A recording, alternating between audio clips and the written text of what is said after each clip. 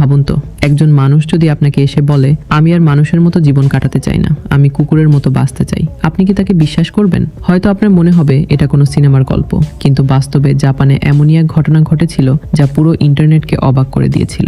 একজন জাপানি ব্যক্তি নিজের জন্য এমন একটি কুকুরের পোশাক তৈরি করিয়েছিলেন যেটি দেখতে এতটাই বাস্তব ছিল যে প্রথম দেখায় অনেকেই বুঝতে পারেনি এর ভেতরে আসলে একজন মানুষ রয়েছে। আর এই অদ্ভুত পোশাকটি তৈরি করতে তিনি খরচ করেছিলেন প্রায় 20 লাখ জাপানি ইয়েন, বাংলাদেশি টাকায় যা প্রায় 15 লাখ টাকার কাছাকাছি। তবে প্রশ্ন হলো, কেন একজন মানুষ এত টাকা খরচ করে কুকুরের মতো দেখতে হতে চাইবেন? আর তিনি কি সত্যিই নিজের মানুষের জীবন ছেড়ে কুকুর হয়ে গিয়েছিলেন? আজকের গল্পে আমরা জানবো সেই রহস্যময় ঘটনা। চলুন শুরু করা যাক। ছোটবেলা থেকে তার প্রাণীদের প্রতি বিশেষ আগ্রহ ছিল, বিশেষ করে কুকুর তার খুব পছন্দের প্রাণী। কিন্তু সময়ের সঙ্গে সঙ্গে তার এই আগ্রহ সাধারণ ভালো লাগার মধ্যে সীমাবদ্ধ থাকেনি। তিনি এমন কিছু করতে চেয়েছিলেন যা সাধারণ মানুষের কাছে প্রায় অসম্ভব মনে হতে পারে। তিনি চেয়েছিলেন একবারের জন্য হলেও কুকুরের মতো দেখতে এবং অনুভব করতে। আর সেই ইচ্ছা পূরণ করতে তিনি যোগাযোগ করেন একটি জাপানি কোম্পানির সঙ্গে, যারা সিনেমা, বিজ্ঞাপন এবং বিনোদন জগতের জন্য অত্যন্ত বাস্তবসম্মত প্রাণীর পোশাক তৈরি করে। কোম্পানির কাছে তার চাহিদা ছিল খুব পরিষ্কার। তিনি এমন একটি পোশাক চান যেটা পরলে তাকে মানুষের মতো না দেখে সত্যিকারের একটি কুকুর মনে হবে। বিশেষ করে তিনি একটি রাফ কলি জাতের কুকুরের মতো দেখতে হতে চেয়েছিলেন। কোম্পানিটি কাজ শুরু করলো, কিন্তু কাজটি মোটেও সহজ ছিল না। কারণ একটি সাধারণ কুকুরের পোশাক বানানো আর একজন মানুষের শরীরে এমন পোশাক তৈরি করা যেটা দূর থেকে সত্যিকারের কুকুর বলে মনে হবে, দুটো সম্পূর্ণ আলাদা বিষয়। প্রথমে কুকুরের শরীরের গঠন, পায়ের অবস্থান, লোমের আকৃতি, মাথার আকার এবং মুখের গঠন নিয়ে গবেষণা করা হয়। এরপর তৈরি করা হয় বিশেষ কাঠামো। তারপর তার উপর বসানো হয় কৃত্রিম লোম। শুধু লোম লাগালেই তো আর সত্যিকারের কুকুরের মতো দেখাবে না, তাই শরীরের প্রতিটি অংশ এমনভাবে তৈরি করা হয় যাতে আলো পড়লেও সেটি বাস্তব প্রাণীর লোমের মতো দেখায়। সবচেয়ে কঠিন অংশ ছিল মুখ, কারণ মানুষের মুখের গঠন আর কুকুরের মুখের গঠন সম্পূর্ণ আলাদা। তাই কুকুরের মুখের আকৃতি, চোখের অবস্থান এবং নাকের গঠনকে অত্যন্ত সতর্কতার সঙ্গে তৈরি করা হয়। অবশেষে প্রায় 40 দিনের পর তৈরি হয় সেই বিশেষ পোশাক, আর এর দাম প্রায় 20 লাখ জাপানি ইয়েন, অর্থাৎ বাংলাদেশি টাকায় আনুমানিক 15 লাখ টাকার কাছাকাছি। কিন্তু টোকোর কাছে এই টাকা ছিল তার স্বপ্ন পূরণের মূল্য।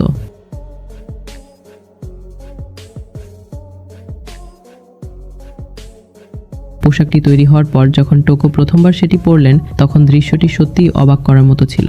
মানুষটি মুহূর্তের মধ্যে একটি বিশাল লোমশ কুকুরের মতো দেখতে হয়ে গেলেন। তিনি চার পায়ে মেঝেতে বসে পড়লেন, তারপর ধীরে ধীরে হাঁটতে শুরু করলেন। ভিডিওতে তাকে দেখে অনেক দর্শক প্রথমে বুঝতেই পারেনি যে কুকুরটির ভেতরে একজন মানুষ রয়েছেন, কারণ পোশাকটির লোম এবং শরীরের গঠন এতটাই বাস্তবসম্মত ছিল যে ক্যামেরার সামনে সেটিকে একটি আসল কুকুরের মতোই মনে হচ্ছিল। এরপর টোকো সেই অভিজ্ঞতার ভিডিও অনলাইনে প্রকাশ করতে শুরু করেন। ভিডিওগুলো দ্রুত মানুষের নজরে আসে। কেউ অবাক হয়ে যায়, কেউ মজা নেয়, আবার কেউ বিষয়টিকে খুব অদ্ভুত বলে মনে করে। কিন্তু টোকোর কাছে বিষয়টি ছিল তার দীর্ঘদিনের একটি স্বপ্ন। তিনি জানিয়েছেন ছোটবেলা থেকেই তার এমন একটি ইচ্ছা ছিল। তিনি কুকুরকে ভালোবাসতেন এবং নিজের দৈনন্দিন জীবনের বাইরে একটি ভিন্ন অভিজ্ঞতা নিতে চেয়েছিলেন। এখন আসি সবচেয়ে গুরুত্বপূর্ণ প্রশ্নে, টোকো কি সত্যি নিজের মানুষের জীবন ছেড়ে কুকুর হয়ে গিয়েছিলেন? উত্তর হলো না। তিনি জৈবিকভাবে বা বাস্তবে কুকুরে পরিণত হননি। তিনি একজন মানুষই ছিলেন। তিনি শুধু একটি অত্যন্ত উন্নত মানের কুকুরের পোশাক ব্যবহার করছিলেন। অর্থাৎ এটি ছিল এক ধরনের বিশেষ কস্টিউম বা পোশাক যা মানুষের শরীরকে আড়াল করে তাকে কুকুরের মতো দেখায়। তার স্বাভাবিক জীবনও চলতে থাকে। তিনি মানুষের মতোই কথা বলেন, খাবার খান এবং দৈনন্দিন কাজ করেন। তবে অবসর সময়ে তিনি সেই কুকুরের পোশাক পরে নিজের একটি আলাদা জগৎ তৈরি করেন। কিন্তু এখানেই শেষ নয়। টোকো শুধু ঘরের মধ্যে পোশাকটি পরে থাকেননি, তিনি বাইরে গিয়েও কুকুরের মতো আচরণ করার অভিজ্ঞতা নিয়েছেন। একটি ভিডিওতে দেখা যায় তিনি কুকুরের মতো মাটিতে বসে আছেন। তার চারপাশে মানুষ দাঁড়িয়ে তাকে দেখছে। কেউ অবাক হয়ে তাকিয়ে আছে, কেউ ছবি তুলছে। আর সবচেয়ে মজার বিষয় হলো, কিছু মানুষ প্রথমে বুঝতেই পারেনি যে এটি আসলে একজন মানুষ। তারা মনে করেছিল হয়তো কোনো অদ্ভুত দেখতে বড় কুকুর, কিন্তু কাছে গেলে বিষয়টি পরিষ্কার হয়ে যায়। এই ঘটনা নিয়ে ইন্টারনেটে তৈরি হয় নানা ধরনের আলোচনা। অনেকে বলেছিল মানুষ এত টাকা দিয়ে এমন পোশাক কেন কিনবে? আবার কেউ বলেছিল যদি এতে সে আনন্দ পায় তাহলে সমস্যা কোথায়?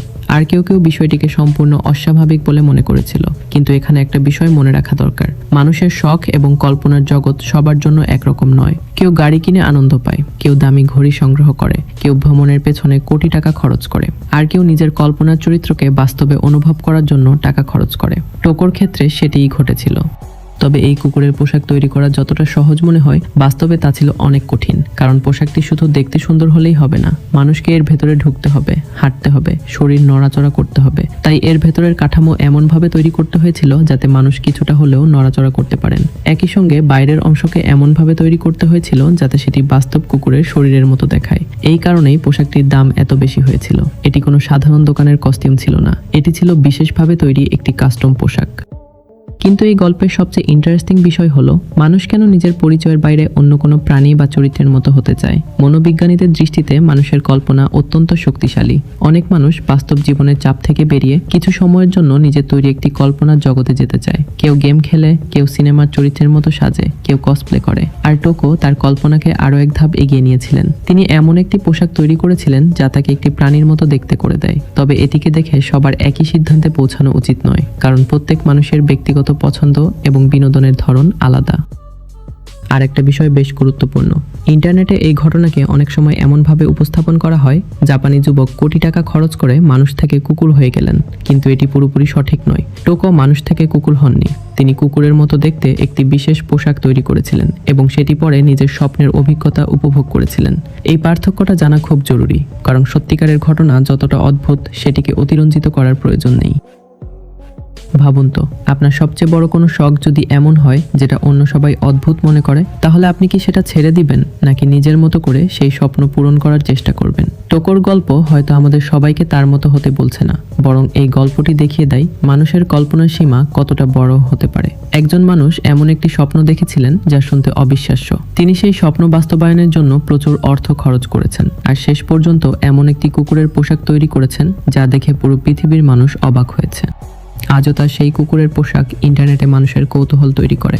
কেউ এটিকে অদ্ভুত মনে করে, কেউ মজার মনে করে, আবার কেউ এটিকে মানুষের সৃজনশীলতার একটি উদাহরণ হিসেবে দেখে। কিন্তু সত্যিটা হলো, টোকো কোনো জাদুর কারণে কুকুর হয়ে যাননি। তিনি ছিলেন একজন মানুষ যিনি নিজের কল্পনাকে বাস্তবের খুব কাছাকাছি নিয়ে যেতে চেয়েছিলেন। আর সেই স্বপ্নের মূল্য ছিল প্রায় 20 লাখ জাপানি ইয়েন। একটি পোশাকের জন্য এত টাকা খরচ করা হয়তো আপনার কাছে অবিশ্বাস্য, কিন্তু মানুষের স্বপ্নের মূল্য সবসময় টাকা দিয়ে মাপা যায় না।